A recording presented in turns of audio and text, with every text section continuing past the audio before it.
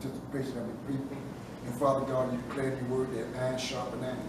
And as we go into your word, Father, we look for the greatest one, the Holy Spirit, to bring to our remember all things that you have taught us. And Father, we got an ear to hear what the Spirit has to say to the church. Bind the hands of the enemy right now. We'll try to move him many times and interrupt our service. We bound and declare that he is defeated. And we give you thanks in advance for what we're going to receive tonight. In Jesus' name, amen. Amen. As always, before we go into our Bible study, we always like to ask if anybody have any question before we start into the Bible study. In the 7th chapter of St. John.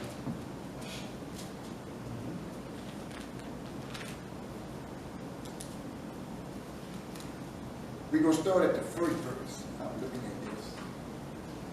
I said, maybe there's something that we need to look at. The first verse. Now after these things, Jesus walked in Galilee, for he would not walk in Jews, because the Jews saw the killing. Now the Jews of the feast of the tabernacles at hand. I'm going to start right here to talk. Kind of a little twist and give it a little 30. What are the first two verses say?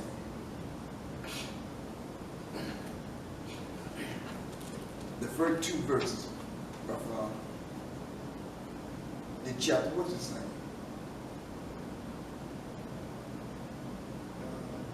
The first verse, it said, after these things, Jesus walked in Galilee. After things that happened, he walked in Galilee, where he could not walk in the Jewry because the Jews thought he could go to a certain place because the Jews were out to kill him. So, but then it said, now the Jews feast of tabernacle was at hand. In other words, they was having a feast. And so Jesus wouldn't go that way because they were sought to kill him. In other words, what it is, I get it, what I get out of this right here. Sometimes the Holy Spirit be telling us to go another way, and we won't go because, you know, we can go to a dangerous place. And then when things is at hand, you know, they be gathered together, we can ease on bound.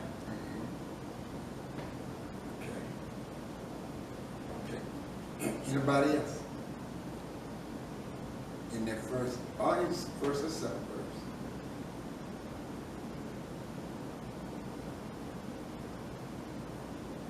Now, you know, sometimes people think, I hear people think, spiritual saved people, they think they can just go anywhere, do anything, and it'll be all right.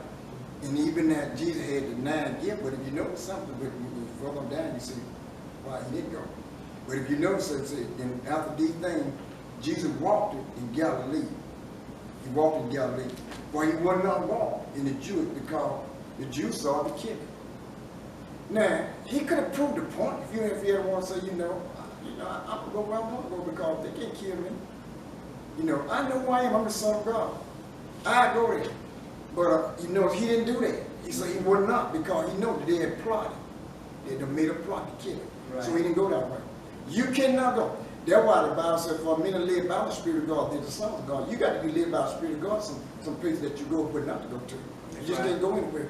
There have been saints that went places, got caught up in stuff that they didn't intend to get caught up in. But they were there at the wrong place at the wrong time. But if you know something now, Jesus did not go. In other words, it was Judea. Jesus, he had been mentored around Judea. So he left Judea and he went to, he was in Galilee. That's where he really started from this off from. He said, because now that these things Jesus walked in Galilee, he would not walk in the Jews because the Jews saw the killing. Now the Jew feast of the tabernacle was at hand. Bishop Bible brought it out. They was celebrating the Passover. That's what they were doing. Okay, before we get into the third verse, anybody got anything in the first and second before we get off into the third verse?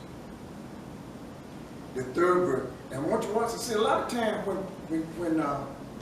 you're studying the scripture, it's one thing to read it. It's one thing to take time to dissect and really see what it's really saying. A lot of people read this and then something they kind of didn't understand what he was saying. Look at the third verse. And his brother therefore said unto him, depart him and go to Judea. Now see, he had left there. go to Judea, that thy disciples also may see the works that thou doest.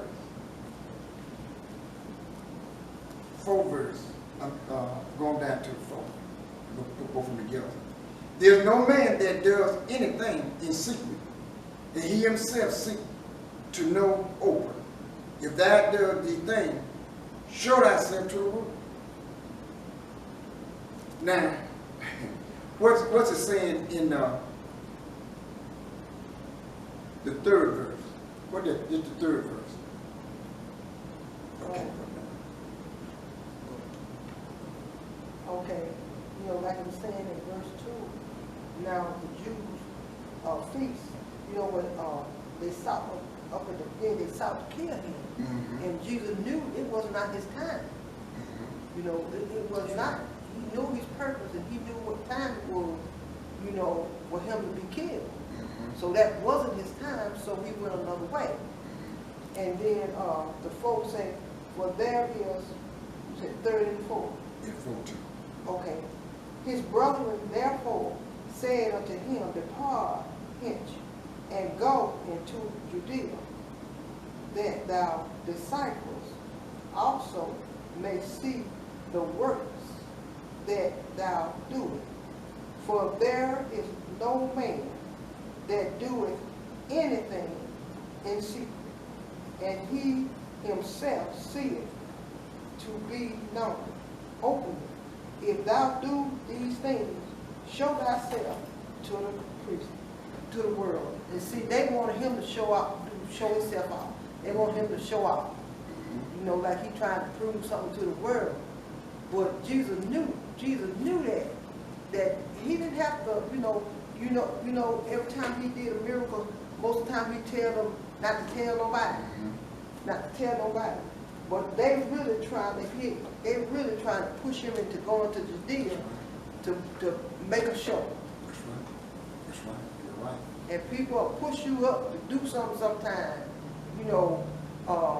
to make a show. Mm-hmm. Go up there and lay hands on people and make a show. Mm-hmm. But if, like you said, you're not led by the Spirit, don't do nothing that you're not led by the Spirit of God. That's right. Because the devil will put you to an open shame. That's exactly right. That's right.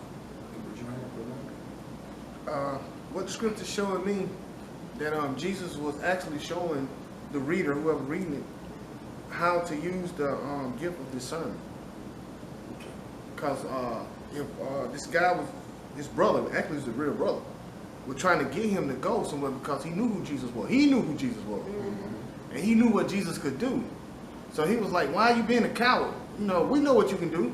Go in there and prove yourself to them. You can go in there and do whatever you want. Go be seen. Show the world that, that you is son of God. Let them see it. But see, Jesus is showing us how to use discernment. Just because somebody said good, it sounds good, you can go there, or you can do this. It's what, like you said, it wasn't meant to be for him yet. That's right. And a lot of times, like, I done got in trouble in the past for that peer pressure. People say, oh, come on, man, let's go. We ain't gonna be there long. Mm-hmm. We ain't gonna be there long. They right, we wasn't there long, still got in trouble. That's right. So some places you just not meant to go. Mm-hmm. You got to use the spirit of discernment. Jesus showing us how to use discernment. That's exactly right. Okay, anybody else? I'm going to read it out of the Bible. He said, and Jesus' brothers said unto him, leave here and go hither to Judea, where your followers can see the miracle, see your miracle. You can't become famous if you hide like this. If you can't do such wonderful things, show yourself to the world. If you can do such wonderful things, show yourself to the world. That's a good example for us. That's a very good example for us. How Christ obtained himself and didn't let nobody push him. Actually, now these were not Jesus' disciples. No, they wasn't. These was his half brothers. They were not Jesus' disciples. Now, they may have, I don't know, well, I would put it this way. I'm pretty sure that they had heard, a lot of things that Jesus had done. Some might even follow him in some part of the ministry. But these were none of the disciples. They wanted him to show, go on, bro. Go ahead and show, let them people know who you are. But Jesus knew who he was. That's right. And see, one thing about it, you don't have to prove nothing to nobody. Right. When you start trying to prove something to somebody, the only thing you try to do is make a show. Yep. That's all you try to do. So Jesus was not, he knew who he was. He wasn't trying to show out. That's right. And again, when I looked at that, and Brother Manning brought it out, when I first looked at it, I thought they were disciples. He said brother, but there was a brother, natural brother, not the disciple. So the disciple followed Jesus more closely than his brother did. Why would Jesus want to listen to somebody that ain't even how to follow them? The one that followed him, they didn't tell him to go. That's right. Do everybody see that? So you have to be very careful. The third verse, the brother therefore said unto him, depart hence and go into Judea, that thy disciples also may see the work that thou doest. For there is no man that does anything secret, and he himself seek to know open. If thou doest these things, show thyself to the world. You see how, to me, kind of like picking. You know you can do it. Go on out there and do it because you know you can do it. Don't keep it secret. Let the world know what you can do. The world already know what you can do. Right. You never try to. They already know. They already heard what Jesus was doing. So they were just kind of picking. I can tell you what the end doing. We looked at it before. They were trying to get Jesus off course. And for people that say you just go anywhere, you say if you can go anywhere, if God don't need you, don't go. Amen. Amen. And I have no doubt that when Jesus went when he decided to go into Jerusalem, he went the back way. He didn't go to the front. He went the back way. Now, you take people that current mind, they say, well, Jesus was a coward. He was a coward. Why he didn't go? He didn't have to worry about nobody killing. He know what he know. He did know what he know. Amen. Amen. Look at the 5th verse. Let's test it out. For neither did his brother believe in him. Nope. Stop right there. They didn't believe in it no way. Neither did his brother believe in him. What did that say? They didn't believe in what he was doing anyway. That's why they tried to push him to do what he was doing. Because they didn't believe in him. They wanted to make show to the world, that, hey, look here. And then they're going to make them a bigger mob than they made after they had one on out there. Okay, good man. And this shows you, like today, some people try to make you make a fool out of yourself.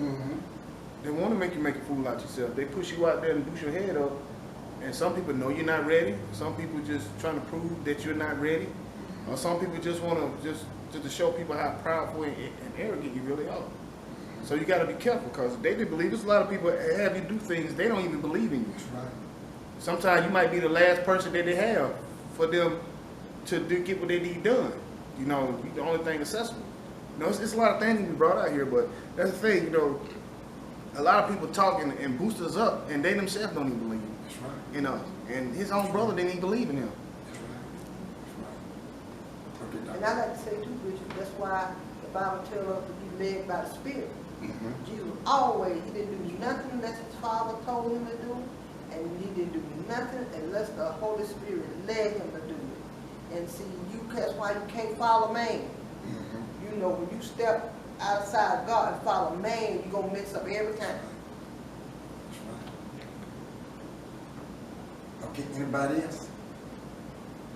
But when I look at this, they say they didn't believe in it. Listen, if you look at scripture very closely, you can see that they contradict themselves. They say, go show yourself what the word is, show the world what you can do. Then because he didn't do it, they said, we don't believe in you no more. They already know what he could do. They probably saw him over blind eyes. They probably saw him heal a crooked body. They probably saw Jesus do extraordinary things. But because he didn't do it their way, they said, we don't believe in you. We don't believe in you. Well, why would not they believe in you? Well, how they didn't want to believe in him? They believed in him at first, but because he didn't go put on, a show, now they don't believe in him. That's what you got to watch. You see what I'm saying? You got to watch that. When people can't put it, if you don't do it their way, that's all, ain't nothing to them. So they tried to push him out there. They knew what he could do. But they want, I put it this way, I think they wanted Jesus to make the family look good. There you go. Can I, right here in the King James, right here in the 4th verse, it said, and he himself seeketh to be known openly. He's saying that his brother himself is seeking to be known openly also. That's right. So he's trying to use his brother to try to get fame also. Like you just said, he's trying to make the family look good. That's exactly right. That's right. Yeah, and that reminds me of some things that is today. You got people like that today, even in ministry. If you don't do it the way they want it done, they try to to make them look good, they try to put you to an open shame. Right. And so we have to be careful and then really be led by the Spirit of God. Ain't no thinking about it. Be there.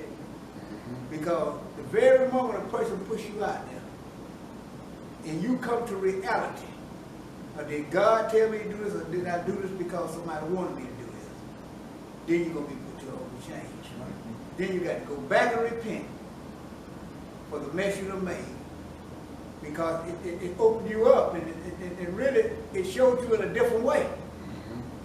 And see, there's a lot of that going on today, and then it's vice versa. A lot of people don't want to follow just because of the truth, and then they use and you won't operate in the truth their way.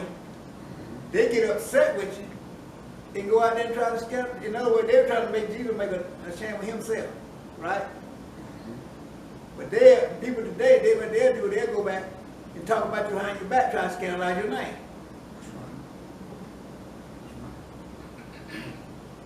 Just because you told them something to do, just like like Jesus said, he wasn't going to go up, at that time.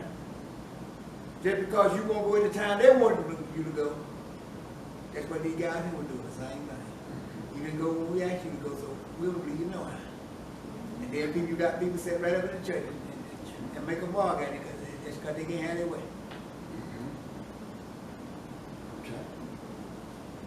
And two, Bishop, Jesus never tried to make a name for himself. Never. He never did.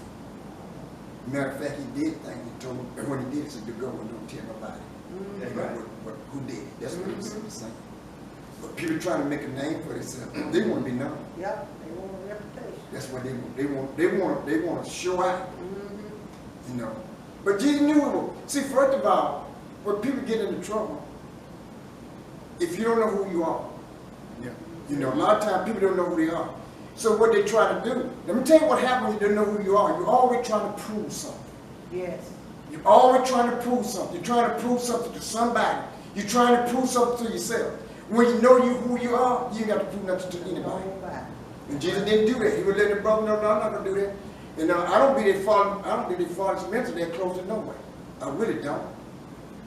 I have no doubt, that they were hearing about what Jesus was doing, but for following his ministry, I don't think they were doing that. And I know, right here, when they say, for neither did his brother believe in him anymore, they were talking about the flesh. That wasn't the flesh. That's all. They know exactly what he would do. Do everybody see that? Can I say one thing that I leave? Oh yeah, no, we did. And this also shows me that your own family, own blood, not friends, not cousins, but your own family, your brother, your sister, your kids, your grandkids, just because you related to them, that doesn't mean that they believe in you. Some of them hide and act like they do, and some of them openly show that they don't believe you. That's right. And like Bishop Bala say, even them, if you don't do things a certain way, they don't care if you their daddy or their mama. If you ain't doing it that way, they just gonna, they're gonna mess your name up because you didn't do what they wanted you to do. That's right. And so this, they say you get a lot of things out of these couple scriptures, and they're letting them know his own brother didn't even believe in him. So we got blood people, our siblings, our kids, our daddy, mama, granddaddy, close relatives that don't even believe in us. absolutely right. I tell you, that's a very good point that you just brought out. Very good. You talking about family. Family now. You know, you ain't talking about the 12 that Jesus picked. You talking about somebody that was raised up in the house with Jesus. They were raised up with him, but yet and still, they didn't believe in him. So you have to watch family because, like I said, if you don't do it their way, you don't want nothing to do with you. And, you know, like I said, got a good friend, you know, children grew up in the mission and everything, but now they kind of, because he won't do it their way, you know. They turn all the way from the ministry. That's how family do. If the family like this, family ain't with you too close when you get into the ministry to let you get saved. Right.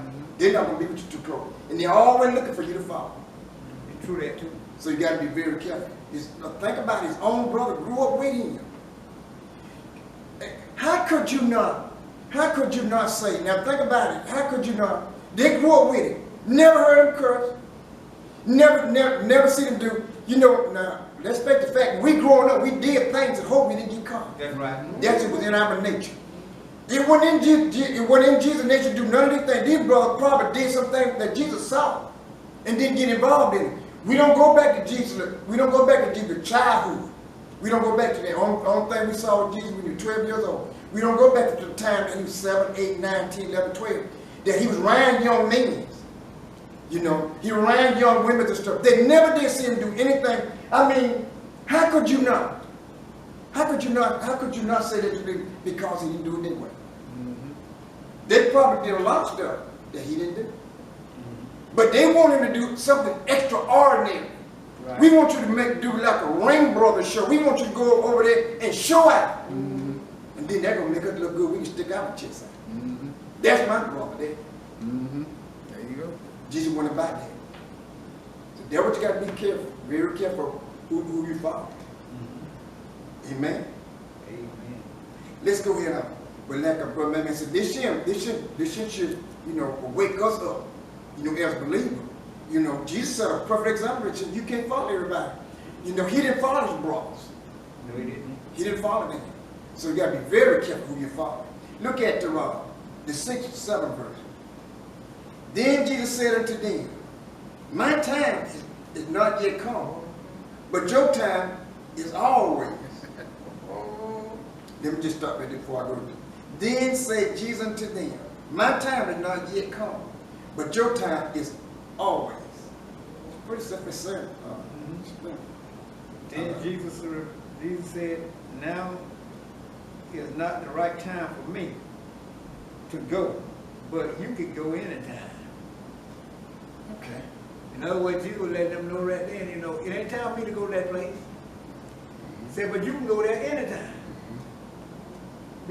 In other words, because of the status of Jesus, they didn't have the same status. So they can go anywhere, anytime. Jesus was the Messiah. He couldn't go anywhere, anytime.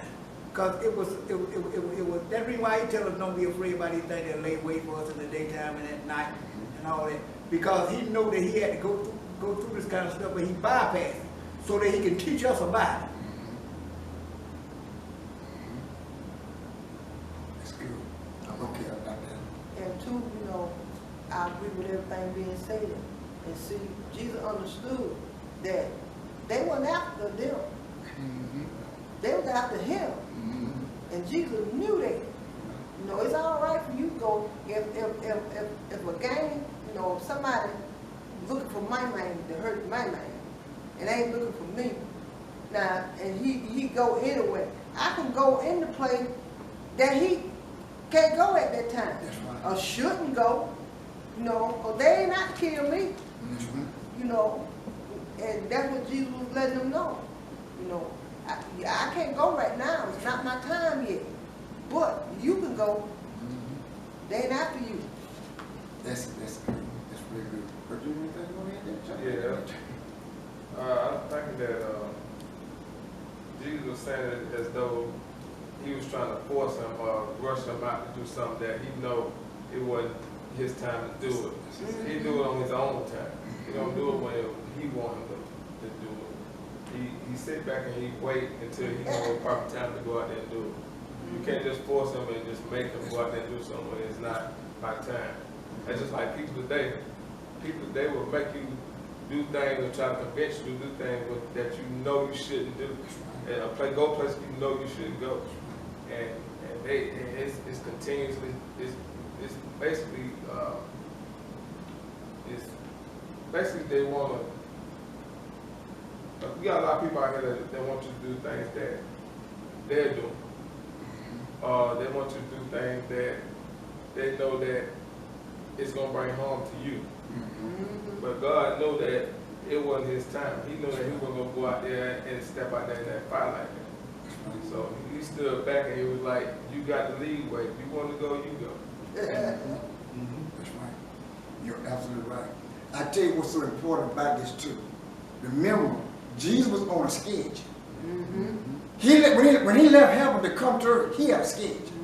Even in 12, he said, I must be by my Father, but he had a schedule that he would follow. Now, this is what could have happened. He could have went their way, and they couldn't have touched him. He could have went there, but they could have touched him, because even when they come to arrest him, he told them, I can call lead the angel. And in the other way, he said, look here, I'm lying, y'all arrest me, but y'all really can't touch this. You know, you really can't do this here. If I don't want you to, he said, I could call on the legion angel, but know what he would have done? He could have called on, and them angels would have protected him, but he'd been missed the whole plan of salvation. Yep. Right. He would have missed the Father's schedule. Yep. So he followed the schedule. That remember he said, I don't do nothing but what I see my Father do. I don't say nothing but what I hear my Father say. So he had to be on schedule. He wasn't coming on schedule. He said, if I go this way, it's going to throw me on schedule.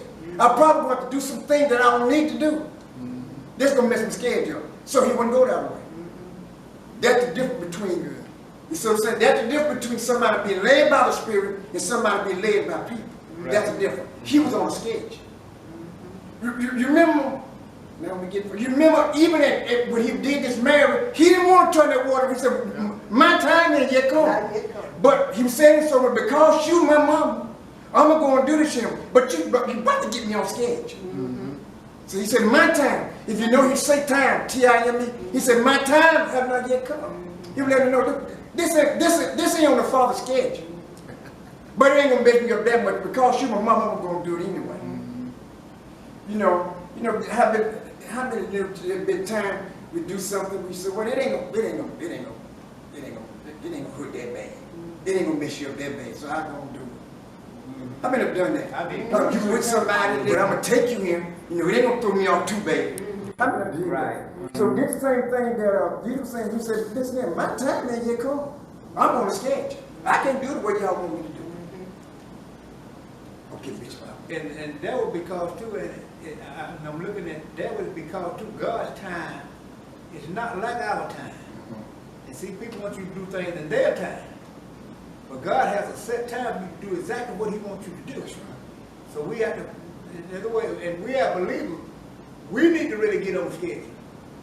And quit getting thrown off. So that we can be on that straight and narrow path. Okay. That's good. Anybody else? See, when he was 12 years old, and in that temple, he read on schedule. He read on schedule. If he had a father, when the ritual really was just a ritual. When it was over, and Mary and Joseph going back to Jerusalem for 3 days walk, they'd turn back around and come. But Jesus was read on schedule. See, there were a lot of people understand about Jesus' schedule. When he left heaven, he knew the time that he's supposed to rise on earth. He knew the time. He knew the time that he's supposed to depart. He was on schedule. You see, right here, the enemy was using his brother. It was the devil. He was using his brother. So look here, go this way. Show the world who you are. Show what world you can do. They were going to throw him off schedule. I have no doubt. So he didn't walk the way of Judea. I believe he took the back road. I say dirt road. He took the back way to go in to Galilee. That's good. And of course, anybody's got. Okay. Yeah, can I give a scripture that backs everybody up? Okay. Just the 6th chapter, the 38th verse. 6 and 38. Same book. Okay.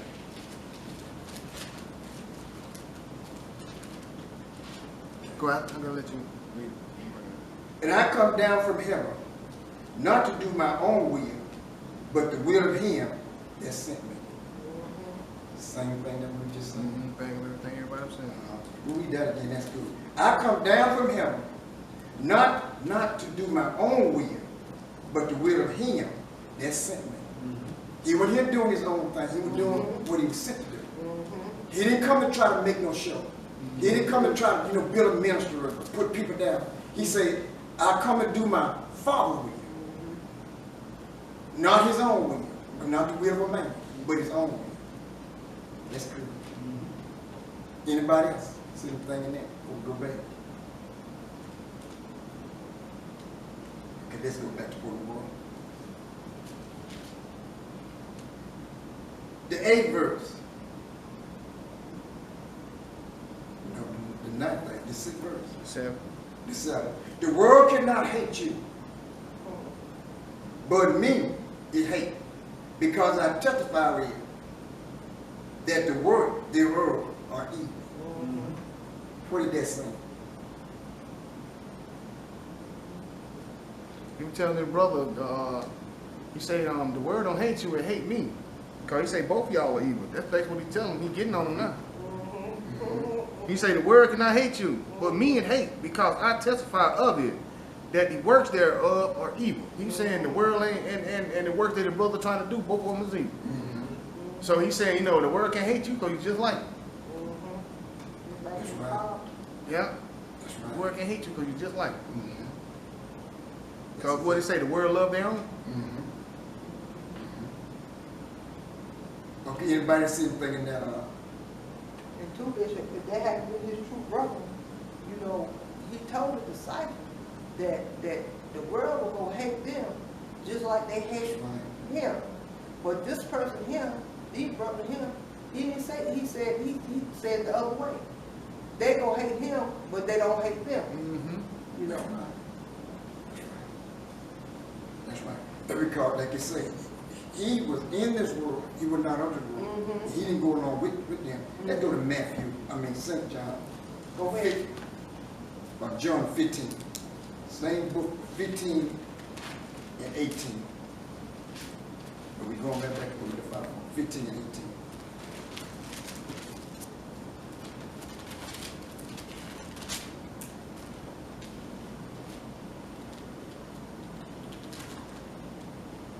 About got it? 15 and 18. Probably 19 too. 18 say, if the world hates you, you know it hated me before it hated you. Do everybody say, what did that say? Same thing he told his brother. But backwards. You're absolutely right. He was letting us know as believers.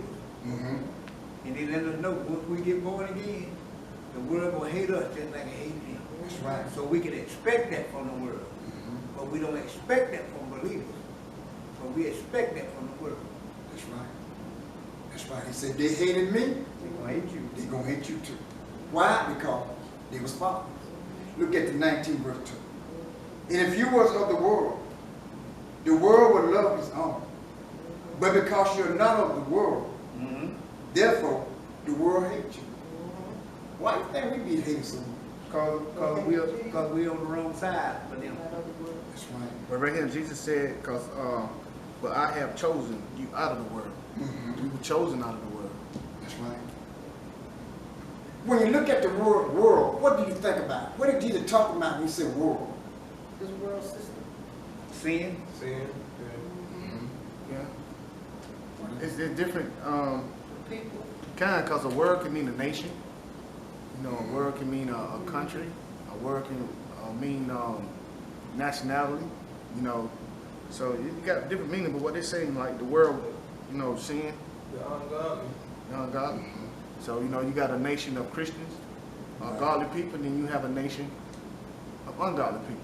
Like you have a kingdom of saints, and you have a kingdom of unsaints. That's right. That's right. But I think what Jesus talking about when he talking about people, he talking about people right here. They always say, if you was of the world, he said, if you was of the world, he talking about people. The same kind of people they wouldn't hate you. That's right. He said, if you was of the world would love his own. That's it. And that's the world do too. The world like his own. When you go along with them, then you that's what they want. You're part of them. But if you don't go along with them, it won't have nothing to do with you. So Jesus said, now if you was of that world, now the world will love you. Because you're going to do what the world does.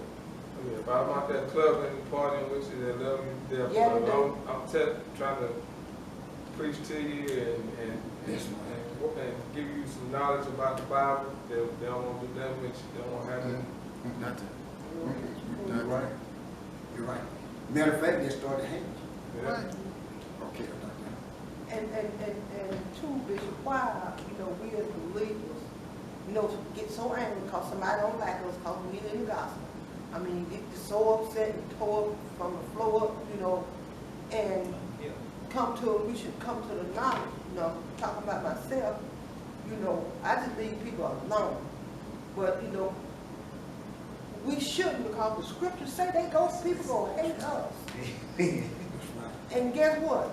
Some believers hate us. I just told you don't do it the way they want to do it. Don't do it the way they want to do it.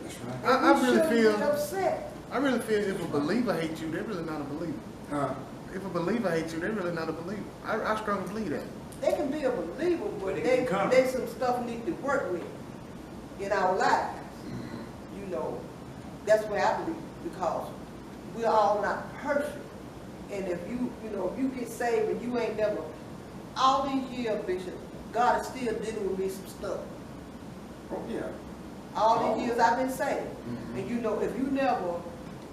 never dealt with hatred, some people deny. I know everybody. I know everybody.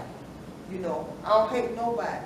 But if you don't deal with the hurt and the pain of the past, or let God, deliver you from that,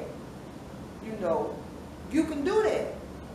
But the Holy Spirit go convict you, or the Word go convict you, and it's up to you to give it up. Because you have testimony, same giving testimony. I hated that person. But yet and still, in the long run, God dealt with them, and, they got it right. If we don't admit our sin, how he gonna forgive us for that sin? If we don't, I can't stand up. That's something in your heart that God got to fix. Now, from the day we get saved to the day we die, it's something in our lives God got to fix. If we let him fix it. That's right. I agree with Brother Mayman, I agree with you. I tell you why I say that. If a person got hate in his heart and don't get it out, That's it. that person gonna be lost. Yeah. And I go back, I agree with what you say. That he got it, you got to get hate. Ain't no hate going to heaven. No. I'm not going to heaven hating but you. There ain't no way God gonna let me into his kingdom hating but you. At the same time, I go on the dark down. If you really say the Spirit of God ain't gonna deal with you. Sure will. He got to deal with you. That spirit got to be broken. Yes. You see, he got to deal with you. Yes. So the person that hate to stay in his heart, that person wasn't saved from the beginning. If he died with that hate in his heart, he wasn't saved from the beginning. But again, that Dr. Allen say, and everybody knows, to be honest with you, we know that the Holy Spirit is so sensitive. Yeah. When we get in this, he don't wait no 2 or 3 weeks. He try to convict you right then. And he can continue to convict you until that spirit is broken. Right. But if that spirit don't never get broken, you die with that hatred. Oh, Yeah. no. You see what I'm saying? Amen. Okay, bitch, bye. Okay, and true, it's just like the scripture say. He that hated his brother the same as a murderer. And they said no murderer will, except he get born again, he won't enter into heaven. That's right. So if you're the same as that right there, and you fit under the category of the flesh, and you never change, that will keep you out. You never, because you can't take, just like you say, all the different spirits, you can't take them into heaven. Because you say they ain't coming. So what happened is, it goes back to what you say. If you're truly after the heart of God, it'll be like David. It'll be always something you repent for. Because you'll be acknowledging, God, I need help in this area. And you need to help me. But see, the thing of it is a dangerous man to not acknowledge his wrongdoing. I heard some men talk about, some folks say, if you lay your hand on me, I'm going to deny it. you dangerous, man. How you think you gonna go to heaven and you caught it wide open? Somebody to sing you, somebody to talk to you, somebody heard what you say. But you in the spirit of denial. Because if you deny that you're wrong, that means you deny that you're no right. That's right. And you know, it's easy to get, you know, it's easy to let hit set in too. It's easy. You know, I told you, people fall out. The Bible started hating like I told you this guy a long time ago. I think both of them did now. Some kind of way or another, the land got twisted up some kind of way, and the brother ended up letting the daddy sign the land over to him before he died. I think the daddy went in the right mind. So when his daddy died, he ended up with all land. This brother told me, this guy was talking about it, brother told me, he said, Campbell. I mean, he meant it too. He said, if I heard tell him if he died today, I'm going to go to him. I listened to him. That thing was above, they had got beyond his mind. Yeah. He was in his heart. Yeah. It was there. He said, if I hear tell him die today, so I'm going to go to the field. Yeah. I'm talking about that. And so Paul talked about that. You know, talking about the root of bitterness that grow up in you. So don't let the root of bitterness, because once bitterness take a root, it's hard to get it out. How many read that? Yeah. I read it. He said, don't let the root of bitterness start to spring up and grow up in you. Because once you get that in there, like I said, it's going to take the Spirit of God to break that, and He's going to take something to break it too. You know, because that thing, it's in your heart then. See, once something get in your heart, it's hard. I'm going to be honest with you, once it get in your heart, it's dead. They take the Holy Spirit to break it. Right? That's why David said this way. David knows exactly what he told me. He said, your word has I hid in my heart. He didn't say it's mine. He said, that I might not sin against you. Same thing, you get something in your heart, it's hard to get it out. Because it grows, they have a tendency of growing. So, okay.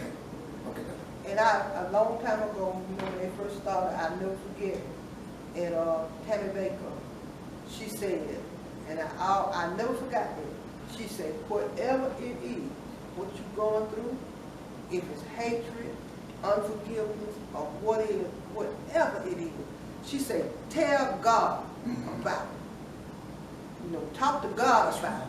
Be truthful with God. You know, and you won't hide that in your heart if you truthful with God. Because many times I had to ask the Lord with certain things, you know, God, you got to help me with this. You really got to help me with this.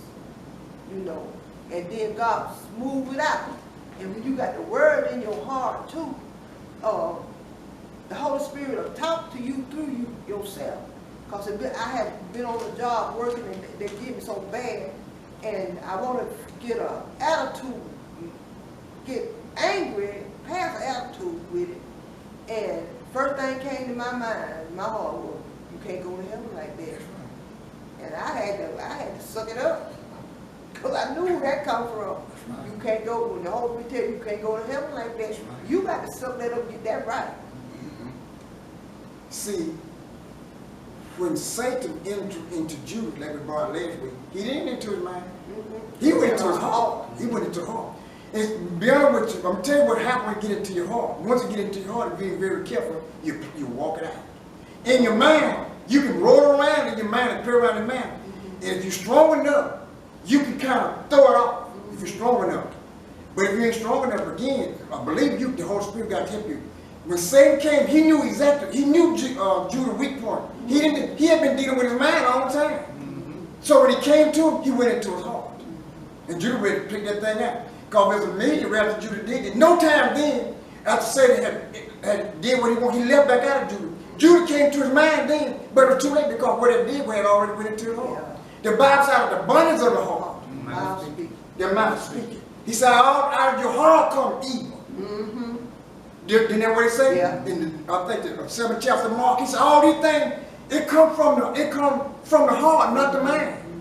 All these things get into adultery, fornication, lying, stealing, all malice, all these things. He said, come from the heart. It already in your mind. You didn't throw it off. You didn't deal with it. Now I got in your heart. You acted out. You acted out then. Okay, Bishop. And two, Bishop, that's the reason why the Bible let us know that, you know, that's why we need to be filled with the Holy Spirit. Every believer needs to be filled with the Holy Spirit. Yeah. Because the thing of it is, when you still yet see, because the natural mind, it can only go so far. But when you feel the Holy Spirit, that spiritual mind what carries you on in. That's what keeps you working. And see, and that's the reason why he had to go back and tell that, Paul had to go back and tell that church, you are still yet carnal. Because you keep rehearsing things over and over and over again. But if you were spiritual minded, you got beyond that, you're able to teach somebody else. And so we have, and it goes back to what you said earlier. And when we are spiritual minded, we be led by the Holy Spirit, and we can do the things of God. And we won't have hatred in our heart. When things come up, we know what to do with God. What God say, cast your care upon me, for I care for you. Cast down the wicked imagination quickly. Cast them down. And so when you're spiritual minded, you can do these things. But when you still yet carnal, sometimes these things hang on and you let that thing get a hold on you. Because spiritual minded people, they know the way of deliverance. Natural minded people don't know the way of deliverance like they should. That's right. Solomon put it this way. He said, guard your heart with all diligence. He said, guard your heart or your spirit with all diligence, because out of it is the issue of life. So he said, guard your heart. Right. And when Paul talked about the armor, when he said the helmet of salvation, he talked about you got to guard your mind, because stuff get in your mind. If you don't get rid of it, it's going to get into your heart. He said, guard your heart with all diligence, because out of it flow the issue of life. Right. Life comes from the heart. So you can nothing. Something that got in your mind, if you don't deal with it, being spiritual, if you don't deal with it, it's gonna deal with you. Yeah. It always do. It always do. So this is why it's so important. You know, believers need to understand. You know, Satan is out to do what he can do. And he come to the mind. Do everybody see this? Yes. Okay, any questions before we get into first? Yeah. I like to ask you a question. You know, like you said, when you get to the point that you hate, okay, then you said that it turns into bitterness. You know, something you can taste so bitter you can't even taste, you can't stand it in your mouth, and that's how serious bitterness is worse than hatred.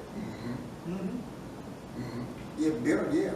Because I'm be honest with you, start talking about bitter, the way Paul described it, Paul just talking that you don't planting the seed there. You got that seed there. Now that seed has the tendency to start growing. You see, and when it started growing, if I got something against you, every time I look at you, it gets worse and worse. Every time I see it, get worse and worse. That's why you take people. Sometimes a person could be done something to them. It may be years, and then they get that person payback. It never did leave out. That thing got into the heart. It never did leave out their heart. Right. So bitterness have a tendency of growing, and once it grows, Paul talked about it very dangerous. He said, because once it grows, now you're on the brink of doing something that you ain't got no business doing. Right. Okay, Bishop. Okay, a great illustration is, we heard of a man one time, a man had did something to him years and years and years ago. And this man went to a place, killed a man, doubted he must have looked like the man that he supposed to be killing. And then he found out he cut the wrong man's throat. See, that's what I'm saying. You know how you did illustration one time? There was a man, he had a little black book. Everybody did something to him, he wrote in that book. And when the day went by, if he didn't see that person, a guy, when he go to bed, he look at that black book, he say, I'll get you tomorrow. Every day before he go to bed, he look at that black book, say, I'll get you today, but I'll get you tomorrow. That thing is in him. He got a book. He just waiting on the right time, he gonna do it too. Because that thing is in his heart now. He don't want to forget about it and say, well, I'll get you tomorrow. So you got to be very careful. Like I said, Satan how to deal with the mind, because you know once he get that thing in your mind so strong, get to your heart. Do you guys see this? Any question before we go further? This is good. You know, because a lot of people, they think they're spiritually and walk around with hatred and think they're on the way to heaven. You can't do that. I mean, there's no way that you don't go to heaven with hate in your heart. No way we can't do it. That's a work of the flesh. And that just don't work. I say something, And I know a lot of people might not like what I'm going to say, but there's a whole lot of people that sit right up in church and Molden, Baptists, and Zion, these, you know, it's a lot of charismatic people, that, Pentecostal people, word people. They sit right up in the church, got things in their heart that, like you said, they're not there with me. They left. So you can't. There's an old saying, the old people used to have a saying, so you can't sweep so much trash upon the road because it's all coming out. You can't put so much trash upon it. They're things that you know what you need to deal with. Right. Nobody got to tell you. You know what the Spirit of God is dealing with you about. Yeah. You can walk around people that they're so spiritual, they got stuff in their heart that they know they need to deal with, but they put on a mask. They do. Amen. And they want people to think I got this going on, but let me tell you something. God knows you ain't got it going on, and the devil knows you ain't got it going on too. And you know you ain't got it going on. Can I say something? That's why I take very seriously what the Bible says. The Bible says He's coming for a church without spots or wrinkles. So people can use the excuses that they're not perfect, but God don't want to hear them come back. You say a church without spots or wrinkles. You get in front of Jesus and say, I got a couple spots left in me. You know, I take that very literally. We got, even though we're not perfect, but we got to strive to, the Bible says, to get all the wrinkles out of us. We got to keep going, keep striving, you know, because, you know, I hear people say, well, I'm only human. You know, you got to be careful what you say, because if you keep saying that, you're going to keep falling in stuff you ain't got no business falling in, because, like you said, you done thought about it so much, that's rooted in your heart now. So every time you make a mistake or you do something you know you ain't supposed to do, the first thing you're going to say is, I'm not perfect, I'm only human. That's not what the scripture say. The scripture say, turn away from all that. Keep away from it. You know, like you said, if you think about it enough, you're going to end up doing it. So the Bible says He's coming for a church, not a building, but people. He might come to that church, pick 1 or 2 out of that church where they're building. You know, they go to another church, you know, like 4 or 5 out of that one. You know, out of that building, His church out of that building, over the whole world, you know. So people thinking that they're coming after their church itself. Everybody knows. He's talking about His children, the ones who truly believe Him. He coming for people without spots or wrinkles. You know, we know we're on earth. We know ain't nothing perfect on earth, but we got to get that mentality, we got to get that thought out of our head. As long as we think that we're never going to do what we're supposed to do, we never going to even try, because first thing we do something that's too difficult for us, first thing we're going to say is, I'm only human, I'm not perfect. And they distract us from what God have for us to do in our life. So we got to renew our minds and our thinking and pursue what the Bible says. You know, every time you get that in your head, you say, God is coming back for a church without a spot or wrinkle. I need to get these wrinkles out. That's right. Any blemish. Spot or wrinkle, any sort of blemish. He coming back for a spotless church. Okay, Miss Miles. And the way God is coming back for that, He's going to come back to make sure that we have in line upon line, precept on precept with the word. That means we have applied the things of God to our life, and we're moving on. In other words, they say a righteous man will see trouble coming, he'll run from it. But a fool will stay right there and get overtaken. So what we have to do, the foolishness of this world, what we have to put away from, so that we can be rooted and grounded in the truth of the gospel. Why? Because that will keep us spotless. The truth, what is the truth? A lot of folks think God used to tell them something that's the truth. The truth, the real truth of the matter is God's word. We have to live truth. See, a lot of people think we just got to tell the truth. It's more to telling the truth. If you live in the truth, you can tell the truth. But if you ain't living the truth, you can't tell the truth.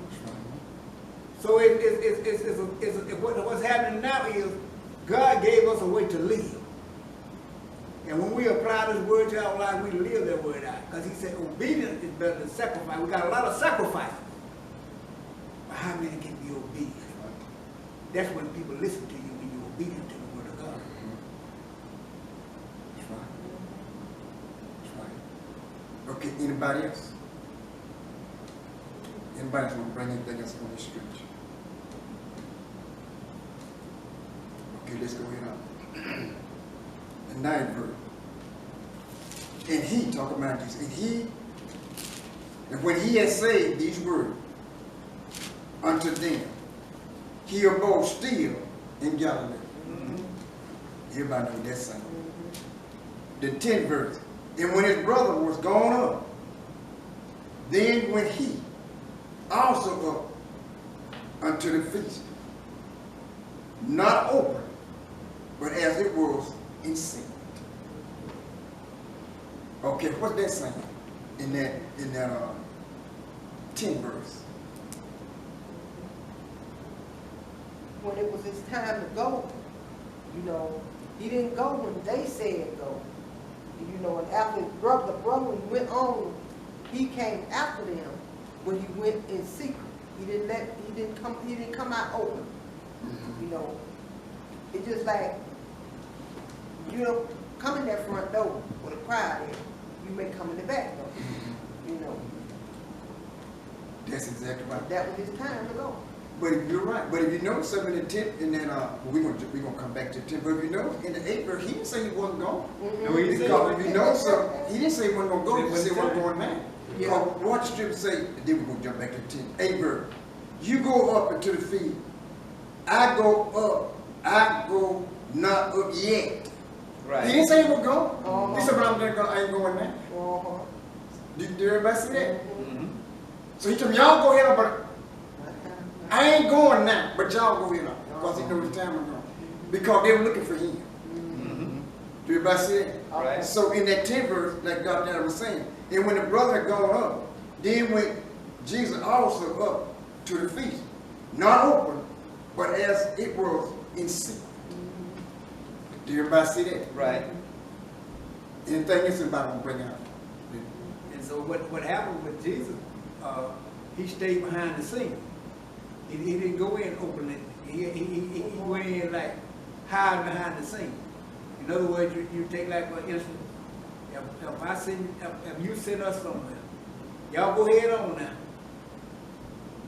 But I'll be on later. Because I got to deal with my way of getting there so things won't get out of order when people see me coming. So what you'll do, you'll come in a secret way. It's just like, you know how the government operates. These big people, they send them in secret. So God had Jesus, despite having a secret agent, he had to go in, different ways, so that he could really be caught up in the way that stay on focus. Can Dr. Bowser, she brought it out earlier. If somebody looking for me or somebody looking for her, and they know that's my mom. Right. When they see say for instance like you, Jamie, or Michael, or Jermaine, say for instance somebody looking for and one of y'all, and say if they're looking for you. If they see Michael, Jamie, or Jermaine, they know you their father, so they gonna see if you with them. So Jesus told them go head on, cause if they see you, they're gonna be looking for me too. My disciples are already there, So they see I ain't with my disciples, and if y'all just go ahead, cause y'all trying to put me to shame anyway and try to get a name for yourself. So y'all go ahead. He waited till he left. Even his brothers, his disciples, none of them knew that he was there, cause he wanted to see what they were saying about him. That's good. That's good. He didn't go up with them. He sent them on ahead, and he came in secret. In other words, he slipped in. All right. That's what he did. He just slipped in. In Jerusalem, they had what they call a sheepfold. You can go through the back. You can go through the back. And in that sheepfold, they also, what Jesus described as a camel eye, they had a little hole cut. That for travel that come at night. So Jesus came in secret from the back way. Nobody see him come in. He knew what he was doing. Yes, he did. Felt like it was like kind of a setup for the brother to try to get him to go in with him. All right. Just so they can know that they were together. That's to right. see one and see the other. They already know that they was looking for him. They was gonna kill him. They was plotting to kill him anyway. So I think it was just like a setup for the brother to have Jesus to go in with him from the get-go to try to be seen so they can kill him. That's exactly right. That's right. That's good. He knew, Jesus knew that everybody saying he knows. Once they spotted the sight, they were looking for him. Matter of fact, looking further down, talking about they said where he at. Because they knew, we see the sight, but where he at. So Jesus sent them on, he came in the back way. I put him in where he threw them out. Yeah. That's how he did that. I guess they see him, they don't see Jesus. Oh, he ain't coming. But I'm sure they did know he was coming. Yeah. Yeah. I'm sure that before they did know he was coming though. That's why they were looking for him. Yeah. I showed him a few minutes ago. They knew he was coming. But he threw them out. He came in the back way. You know, he didn't come through the front. He came in the back way. You know, it's kind of like, I think about 2 weeks ago, when all this stuff was happening up there in Washington, and they got right close to the White House. I don't know what y'all say on TV. They're right at the gate. So Trump had to go in the bunker. He went to the bunker. So he went in the back way. You know, if something coming, I ain't got to go out the front. I'm in the back, so I'm safe in the back. So what Jesus did, he sucked them on, he threw them off. He came up through the back. Do everybody see that? Yes, sir. Any questions? That's good. We's in the 7th chapter of St. John. St. John, the 7th chapter. Yeah. Verse 10. Yes, on verse 10. Okay, we go to the 11th verse now. And the Jews saw him at the feast and said, where is he? We're looking for him. Do everybody see that? Yeah. And I'm going to come back to that one. And there was a great murmur among the people concerning him. For some said he's a good man. Others said, yes, but he'll deceive the people. Okay, let's pick it up in the 11th, and then we'll come to the 12th. I'm sure why they knew Jesus was going to be at that feast. I'm sure. What did the 11th verse say? Then the Jews saw him at the feast and said, where is he? You already, explained what they were. They were looking for him. And they were asking his disciples, his brother, where is Jesus? He ain't with y'all. Where is he? That's right. And he said, and there were some murmuring among the people concerning him. For some said he is a good man. Some people were with him. They said he was a good man. But Jesus said, well, nobody good but the Father. And he said, others said, no, it's nay, but he is a deceit. He deceived the people. And what they were saying, he was deceiving the people that he was the Son of God. And the Jews were really upset about that. And they called him a blasphemer, because of that. But Jesus knew. He knew what was going on. How they think they gonna fool the Son of God? The Jews, they thought they could though.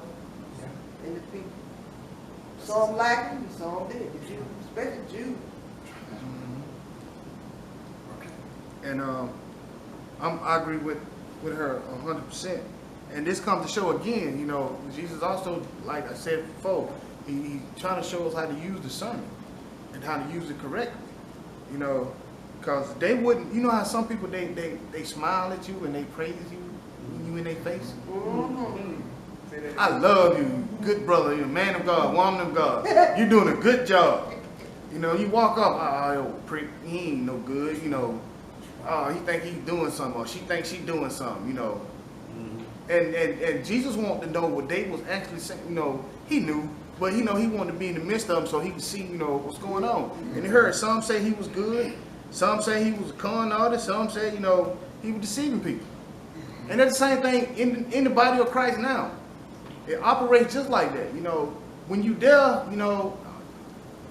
they throw your hands up, praise you and everything. But once you're not there, and they know the person that they're talking to will not go back and say nothing to you about what they say, then all of the dirt and all of the what they really feel comes out. That's right. And it comes out. And Jesus is showing us how men of the world really is.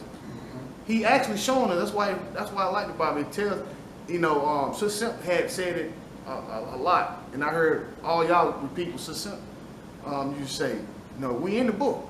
Yeah. She loves to say that. We in the book. Yeah.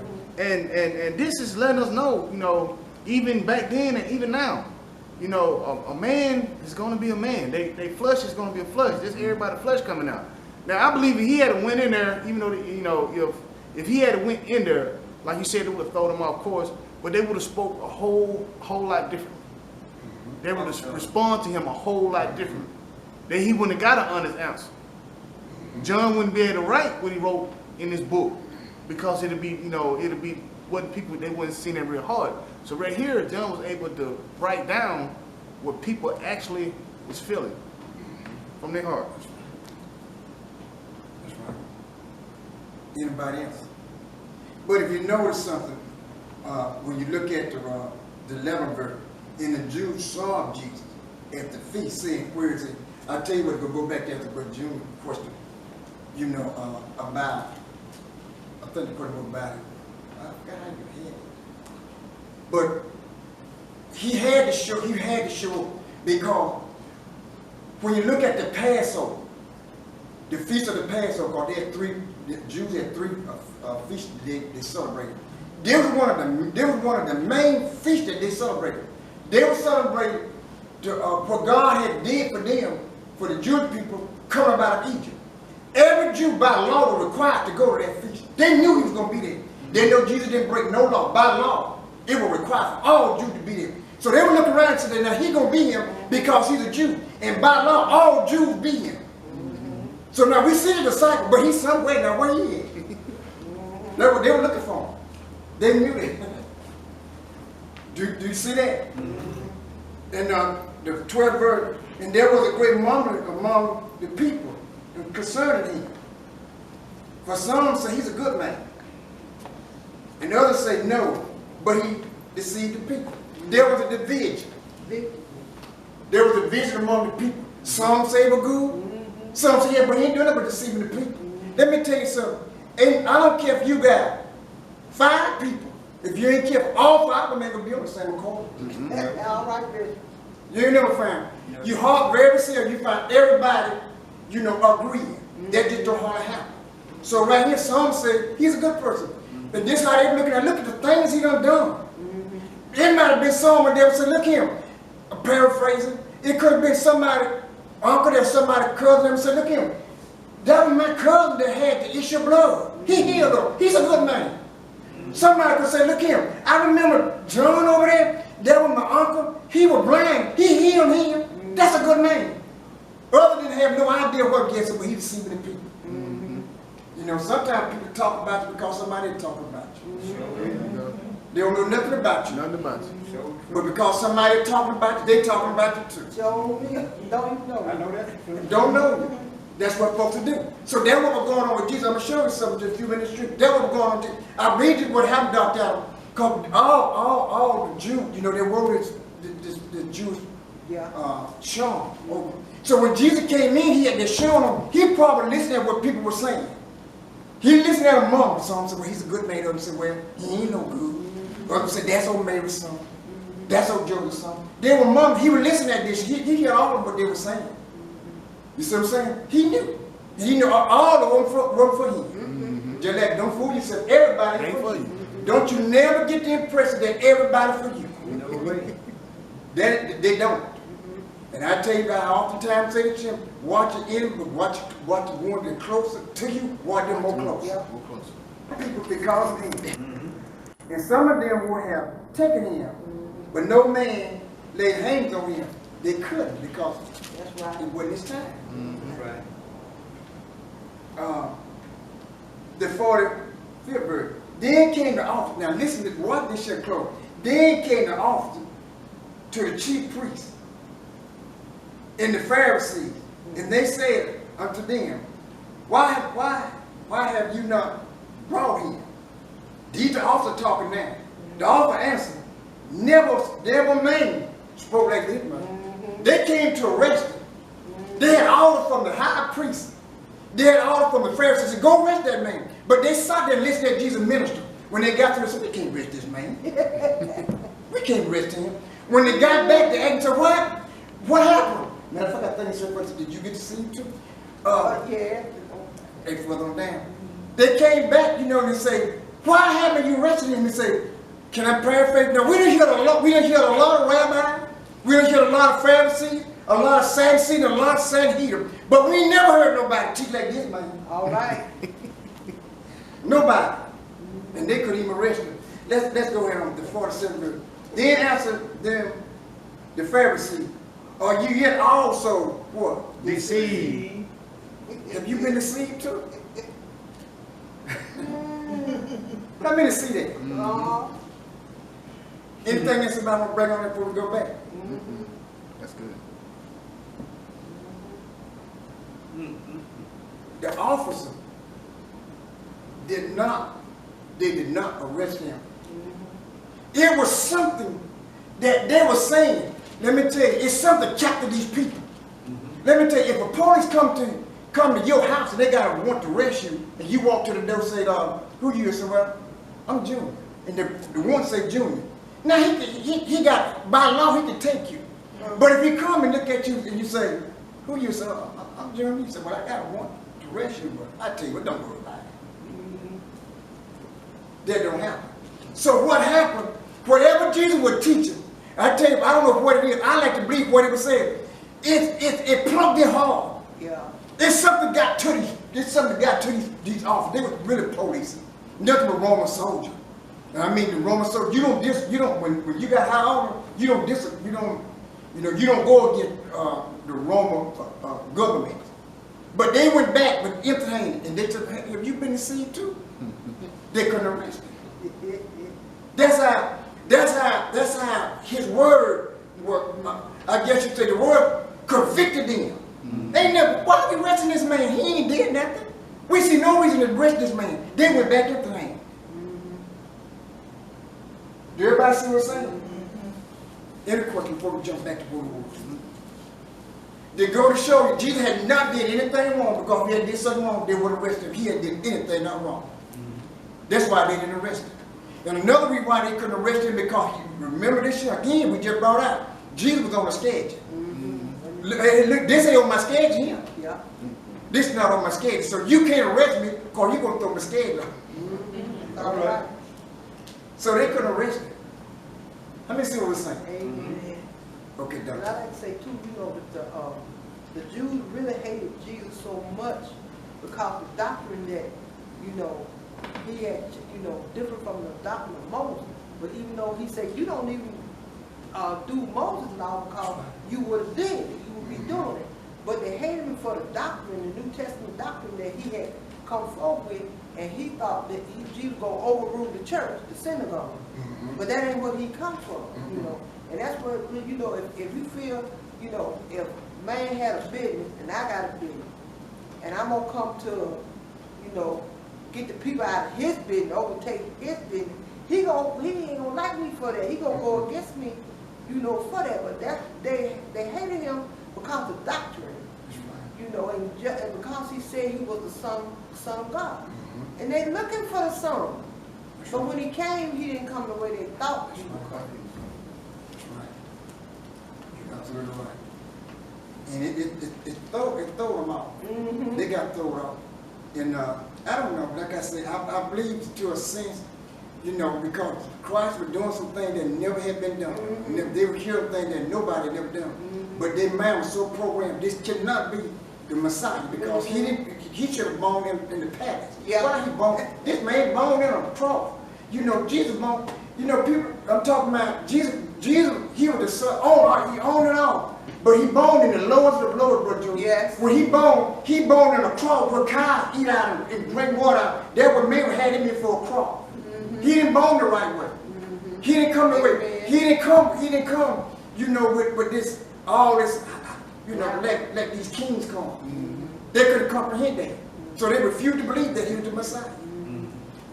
To be honest with you, from the time that Christ went and preached his first message, they set their mind out for red, then they were going to get him. Because they tried to get him the very first time he preached his message service. They tried to get him. But you know who behind it, don't you? Who? Satan behind the whole deal. See, that's what people understand. Satan was behind the scene. He don't see it. And he made people put it on God. As they make people do what? They put it on God. Satan was behind the scene. These Pharisees said they thought they were doing something. Yes.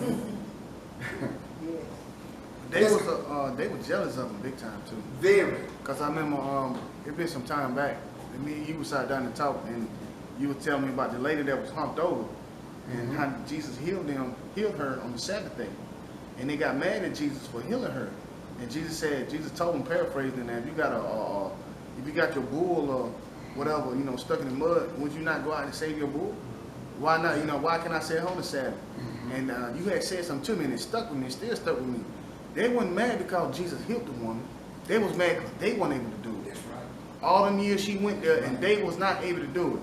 And for somebody who they didn't want to be the Messiah because how he was brought in, and they didn't want to believe that this was the Messiah, and they was jealous because he done it and they didn't. So they used that as an excuse. Right. But Jesus told them, if your bull was stuck on the Sabbath, will you not pull it out?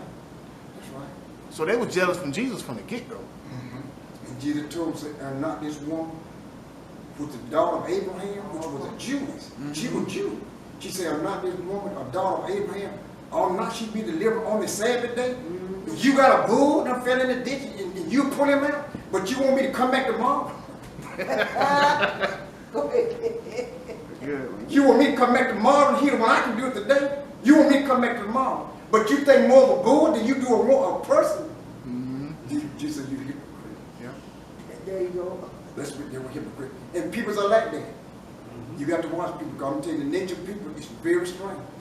But you're right, they were jealous from Jesus from day one. They knew what Jesus was doing. They knew that Jesus was different from any other man that ever been in their sight. They knew this.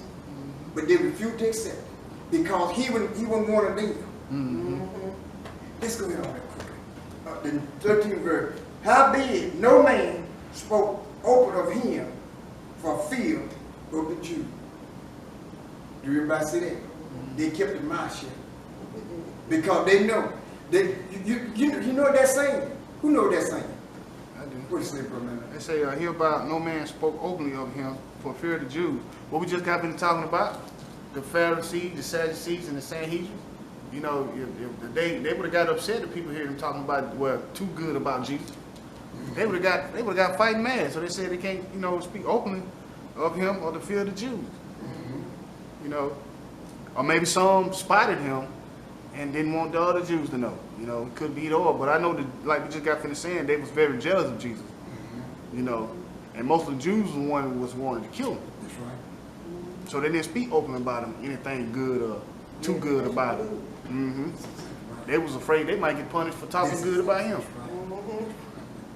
Because you got some people, they won't like you because you won't go against them for disliking somebody else. So they hear you talking good about somebody they don't like, they won't like you either. That's right. Basically what they're saying. That's right. Okay. You're absolutely true, because it even just like that today. People don't have the courage to speak up for somebody who's right because they're afraid they get in trouble with their other friend. It takes guts to talk up for a man. A lot of people ain't got it. They got it long as they're with you. But when the crowd is against you, they ain't got no courage. They'll sit there listen, and won't say a word. That's right. Because they scared they're going to get in trouble with the people that they're listening to. That's right. That's what happened to Nicodemus. Nicodemus, he listened to Jesus. He had heard Jesus teach. He had seen some of the miracles that Jesus was doing. He didn't know.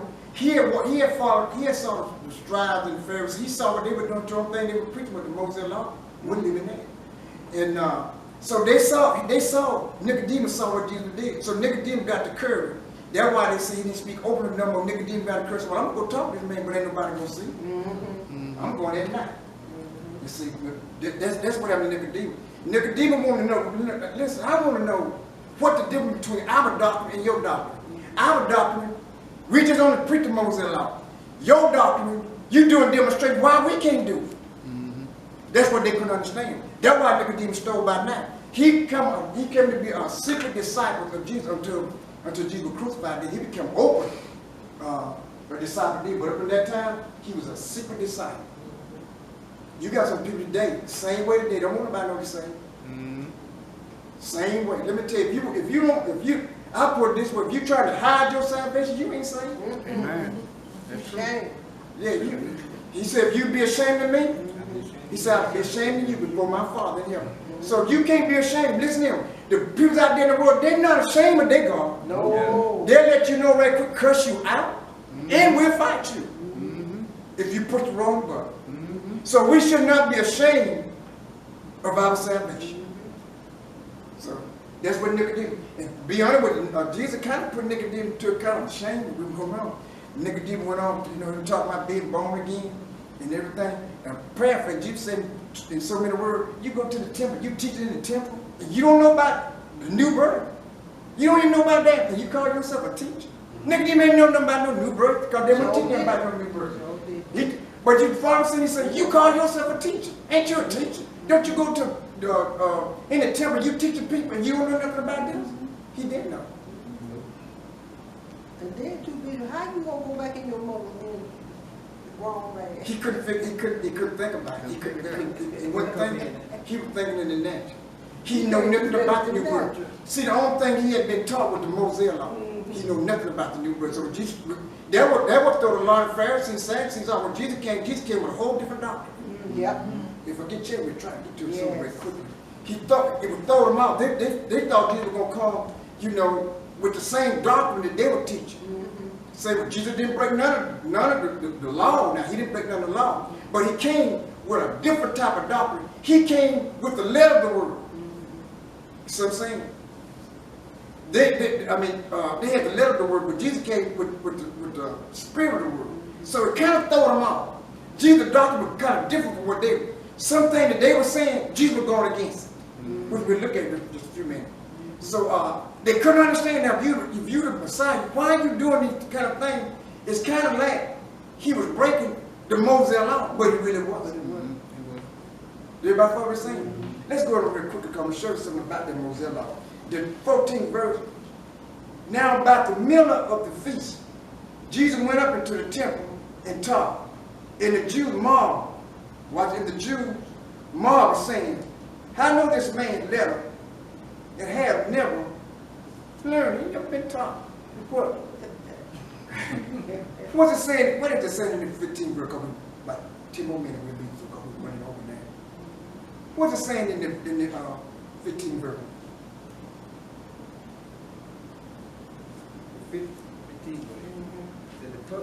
The people were surprised when they heard him. How does he know so much when he hasn't been trained? They asked. In other words, how can this man know all this about what he's doing? And who does he think he doesn't know everything? And he ain't been trained on it. He wasn't trained on the us. But they didn't know he was a trainer. They didn't know he was a trainer. That's right. He was the one that was teaching the people the gospel. They thought they know something, but they didn't know nothing. Just like you said, they know the law, but they couldn't even live that. That's right. But they didn't know nothing about what was coming on the scene here now. That's right. Because they were looking at the wrong thing. They were looking at the ways of the natural man. And their mind was blind to that. Okay, Dr. And two, I was reading the Jews at a certain age, they taught their children. They taught them the law. It was, when they got a certain, they got 18, they got 6 and 3 and 18 and on. So that's how Joseph and them taught Jesus. And they taught him all the Mosaic law. And even though he was a child, he had to be taught. But he know God's law too, So that's how he knows so much about the law and to read the scroll like he did, because he was taught of it. The Jewish men taught their children from a small age all the way up, like Paul was. When Paul got a certain age, they taught him this. He got a certain age, they taught him that. He got 18, That's exactly right. You're right. That's why at 12 years old, when Jesus went into that temple, he was able to expound on the word, and they couldn't understand. This is a boy? Where did he get all that teaching from? He's just a boy. And let me tell you something. Jesus had to be saying something very important for the whole, grown men that you talking about Jewish people. They had been trained from a child up. Yet Jesus was 12 years old. He kept him there 3 days. They didn't leave out the temple 3. He said, right there in the temple, let me tell you something. If you ain't saying nothing, ain't nobody staying around you no 3 days. I ain't staying around you 3 minutes. You ain't saying nothing. You can hold my church too long if you ain't talking about nothing. I'm telling you that right now. So he had to be saying something. I'm talking about concerning I believe, this is what I really believe. He was talking about the Mosaic law, and he was talking about spiritual law, things were to come. They didn't understand. He didn't describe it in the 2nd chapter of Luke. But he kept them there. He said he would teach them, he really teaching them out of the scroll. So I think he was teaching both ways, something they didn't know. Let me tell you, everybody know, I'm pretty sure everybody know, those people, they know the scroll. So if Jesus just heard the scrolls over to them, they ain't benefiting them. That won't be benefiting them. So what Jesus was doing, Jesus was expired upon the scroll, and he was looping it over with things that he was going to be teaching. So he would teach them in a twofold. That would caught their attention, and they want to know where did he learn this at? He ain't got no degree. This boy was 12 years old. How did he learn this shit? I know Dad didn't know that much, and Mama didn't. How did he was being taught 2 ways. He was taught by Mary and Joseph, and he was being taught by the Holy Spirit. Amen. The Holy Spirit teaching him. I say something, and we're gonna do some jumping. Just like I say, it's very possibility he could be alive now. The Antichrist, he's gonna be taught directly by Satan. Directly. So Jesus was taught directly by the Holy Spirit. The Holy Spirit teaches some things. I don't have no doubt. Like I said, they don't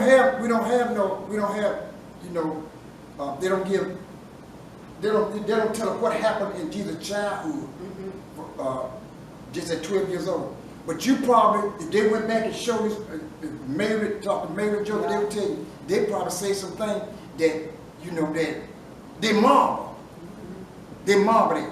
Because he was being taught by the Holy Spirit. And I'm talking about for 18 years. For 18 years, because he left the temple at 12 years old. You don't see nothing about Jesus until he showed up, till he started ministry 30 years old. He was being taught directly by the Holy Spirit. To show that he was being taught by before he went into the church, he was being taught by the Holy Spirit. Before he preached his initial service, the Bible says, Luke said it in one way, and Matthew said it another way. He said he would dribble. He would dribble. See, the Holy Spirit, he didn't get up one day and say, you know what, I think I'm going to go up in the mountain of faith. The Spirit of God led him up there. Why? Because he was getting him prepared for what the ministry he was getting to take on. So you got to be ready. Amen.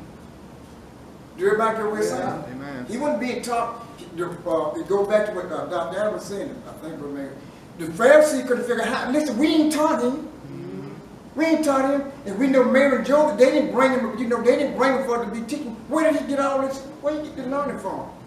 In our day, people like that, we talking about somebody with a PhD degree.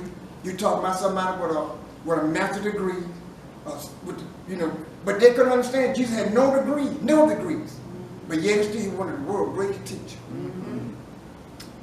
Do everybody say that? Any questions? Everybody got no question? I'm going to jump now. I'm going to read the 15, I'm going to go ahead on. In the Jew, Marvel said, how know this man letter, having never learned? Jesus answered and said, my doctrine is not of mine, but his doctrine that sent me. See what they're saying? What they're saying right quick, because we got about 3 more verses. What they're saying? They're saying that he was saying that what he being taught, it didn't come from y'all scrolls or what y'all been teaching up in the palace. This come directly from my Father. I'm showing y'all something that even that's why y'all don't know, because y'all can't see the Spirit yet. I haven't died on the cross. The Holy Spirit hasn't came yet, so y'all can't see what I'm talking about. But it's just a little sample because I'm here in the flesh, to show y'all what my Father got in plan for y'all and what I have in plan for y'all too. That's why y'all can't understand it.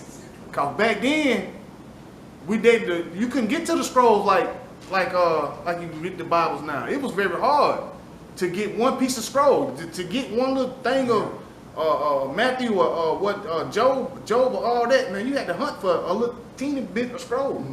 And only the high priests and stuff, they had access to all of the library and stuff. You see what I'm saying? So that's why they was more diligently to search the scriptures. So they're like, we got all this information. This can't get out there like that. How do he know what we only have in the temple? And he would tell them, this is not mine. This comes from the Father. That's right. That's amazing. You're right. You're right. Never went into the library. Never went into the library. That's amazing. He said, never went into the library to say, how did he know this kind of thing? But he ain't never been into the temple, got hold to the scroll. How did he know anything? That should have told him something. Yeah. The 17th verse. If any man would do his will, he should know the doctrine, whether it's of God or whether I speak of myself. What did that say? He won't be on now. Go ahead. He would tell them, look, y'all got all this in y'all temple. Y'all got this in y'all library. If anything that I'm speaking is not true, y'all should be able to tell me if I'm telling a lie or not. That's what he telling them. He said, y'all got all the information. If y'all say that I'm a lie, y'all should be able to tell me if I'm lying or not. If I'm not lying, you know that it came from the Father. Like I said before, I ain't been in y'all library. Okay, anybody else? And he was saying too, if any man will do his will, and see, the Pharisees were doing the will of God. And that's why they couldn't understand the doctrine of what Christ was doing. They could only understand the doctrine of Moses. That's right. That's right. Anybody else? And too, it was just very simple. If anyone know the will of the Lord, they know what I'm doing is of God. But if you don't know this is the will of God, then you're not doing the will of God. Okay, you're right. The key to that is if any man do the will of God. So if you're doing the will of God, you're going to know what's of God or not. Yeah. Anybody got to tell you when you're wrong. Anybody got to tell you when you're right because you just don't know. So that's what he said. The key to it is if anybody do the will of God, if you're doing the will of God, you're going to know what I'm telling you the truth. That's right. So the reason why they couldn't understand because they weren't doing the will of God. Everybody see that? Whether it be of God or whether I speak of myself. And this is what he's really saying. This thing that I speak, it's the same thing God speaks. All right. If you can't receive my message, you can't receive his message. That's right. That's what he was saying. This 18th verse. And he speak of he that speak of himself speak his own glory. But he that seek his glory, that sent me, the same is true, and no unrighteousness is in him. What did that say? Because we close out in the next one. The 19th verse, we're going to close it out. What did that say in the 18th verse?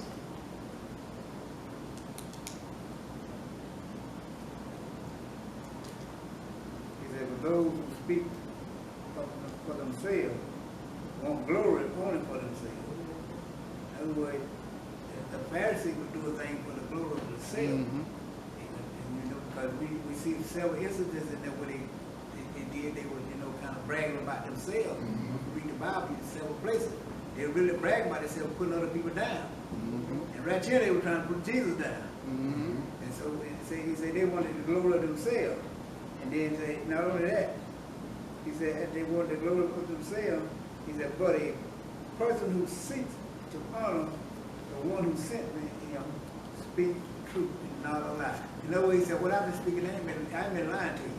I speak the truth because I speak of the one who sent me. And that goes back to what we brought out all night. He said, say no more what the Father told me. Say, do no more what the Father told him to do. So in other words, he was speaking of the thing that God told him to try to get them prepared for, but they didn't understand. Everybody see that? But see, that what when look at the top part, he that speak of himself, seek his own glory. That's exactly what the Pharisees and Sadducees would do. They put on an open show. They stood out there on the street and be praying on the street. So they would put on a show. What Jesus was saying somewhere, oh, you doing that, for your own glory. You ain't doing it for God. Right. You out there trying to show off the people. You trying to get some good part for yourself. That's what you're trying to do. So that's what they were doing. They were just, trying to get some glory for their own self. They weren't thinking about God. They weren't thinking about Jesus. Do everybody see that? But he that seek his glory, this the same that's in him, the same is true, and no unrighteousness is in him. Oh, I always look at it this way, because we come out in the next verse. I always look at it this way. If you listen at Jesus teaching, and you listen to the thing that Jesus was doing, I put it this way, there's an old saying, but you should say a long time ago, your people saying, the proof is in the pudding. You know, that's what the proof is. I mean, Jesus just didn't say it, he proved what he was saying. That's right. And David said, oh, taste and see that the Lord is good. All they had to do was just look at them and just taste what Jesus was doing. And you know he wasn't taking no credit for himself. No. See, if he was trying to, you know, take credit for himself, then he said, well, you know what, this man, he's trying to make a name for himself. He didn't take no credit. The Bible said he took upon himself the service of man. He made no reputation for his own self. Sure, that's right. So the proof was in the proof. I don't know how they missed it. Then I do say I missed it too. The 19th verse, is I think the last. Well, let's jump down because, the 19th we close out. Did not Moses give you the law? And none of you kept the law. Why go you about to kill me? That's true. True. Everybody see that? Yes. Everybody understand what they were saying? Yeah. Yes. If you say, you are not trying to kill me, y'all got the stroke, y'all got the law, y'all got the Moses law, and y'all ain't kept that. But you out to trying to kill me. Let's go ahead on. Did not Moses give you the law, and none of you kept it? Why go about to kill me? The people answered and said, thou hast a devil. Who goes about to kill thee? The 22 verse. The 21. And Jesus answered and said unto them, I have done one work, and you all mocked. If you do a research, that when Jesus healed this man was at the pool of Bethel. He healed him. And they marveled about that. They said, Jesus, only the man that had been born blind, they marveled. He said, I did one work, and all of y'all marveled. Now, y'all call him the devil. See, I think he said a little while, people laugh in your face, get stabbed behind your back. But watch what Jesus said in this close, the 22nd verse. Moses therefore give you the circumcision, not because it was Moses out of the Father, and you on the Sabbath day circumcised man. If any man on the Sabbath day received circumcision, that law of Moses should not have been broken. Are you angry with me because I have made a man even went whole on the Sabbath? But watch what Jesus was saying in the 22nd verse. Moses therefore give you the circumcision, and none of you, and not because of Moses, but because of the Father. And on the Sabbath day, you circumcise a man. Okay, do you see what that's saying? What it's saying? What that's saying? That's saying, because we're getting ready to close it out. Okay. Moses therefore gave unto you circumcision, not because of Moses, because God gave Moses that order to circumcise the 8th day, the foreskin of every man-child born in Israel, you know. And he said, but of the Father, came from the Father. And you on the Sabbath day circumcised a man. And see, that was considered a work. But getting angry at Jesus because he healed on the Sabbath day. That's right. That's right. You everybody see that? You're right. This is what he was saying. They broke the law. They were breaking the law. This is what Jesus was saying. A man child on the 8th day, if he's 8 days old, if it's on the Sabbath day, we circumcise him. They're breaking the law. But they told Jesus, say, look here, you breaking the law because you healed the man on the Sabbath day. But they circumcise on the Sabbath day. If a child turned 8 days old on the Sabbath, they circumcise. Jesus called him, he said, a man child. You see, but they want to accuse Jesus because he healed a man that was born blind. Well, we got to do And they keep Moses law. But Jesus closed out with this hymn, the 24th verse we're through. Look at the 24th verse. This is a warning. You know, we get the time, we talk all the way up to this hymn, the 24th. The 24th, judge not according to appearance, but judge righteousness, judge me. Do you see that? That's a warning that Jesus telling you. You know, you said up there judging me, you breaking the law too. What Jesus said, ain't broke no law. Because I did what was right on the Sabbath day because this person was a Jew. But you don't want to set aside somebody on the 8th day, but you say I'm breaking the law. They just like somebody smoking weed and say you get on me because I'm drunk. True. What's the difference? No different. Ain't no difference. Both of them get you high. One just scrolling. I ain't high. Well, let's get them out of